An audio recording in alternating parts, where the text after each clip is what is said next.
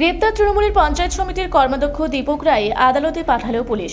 ময়নাগুড়ি জুড়ে একের পর এক তৃণমূল নেতা গ্রেপ্তার। ভোট পরবর্তী হিংসাসহ মানুষকে ভয় দেখানো সহ একাধিক অভিযোগ ছিল তার বিরুদ্ধে। সোমবার বিকেলে ময়নাগুড়ি পুলিশের জালে গ্রেপ্তার হলো সাপটিবাড়ি এলাকার ত্রাস দীপক রায়। ময়নাগুড়ি পঞ্চায়েত সমিতির বিদ্যুৎ কর্মাধ্যক্ষ ছিলেন দীপক রায়। অভিযোগ, ভোটের ফলাফলের পরেই বেপাত্তা ছিল দীপক। একাধিক লিখিত অভিযোগের ভিত্তিতে দীপককে ধরতে বেশ কিছুদিন ধরেই জাল পেতে রেখেছিল পুলিশ। অবশেষে সোমবার বিকেলে ময়নাগুড়ি থানার রামশাহী এলাকার একটি রিসোর্ট থেকে দীপককে গ্রেপ্তার করতে সক্ষম হয় পুলিশ। মঙ্গলবার ধৃতকে জলপাইগুড়ি জেলা ও দায়রা আদালতে পেশ করা হয়। পুলিশ জানিয়েছেন, ধৃতকে 14 দিনের রিমান্ডে নেওয়ার আর্জি জানানো হয়েছে। কোনটা অন্যায় এই পশ্চিমবঙ্গে এটা প্রমাণ দেখা, প্রমাণ ছাড়া তো কিচ্ছু হয় না। প্রমাণ দেখতে চাই, কেউ ত্রাস করলো তার প্রমাণ লাগবে উপযুক্ত। আপনি ময়নাগুড়িতে রাস্তায় রাখছি, আইন অবশ্যই দেখলাম। ময়নাগুড়িতে আপনি ত্রাস করতেন, এটাই অভিযোগ।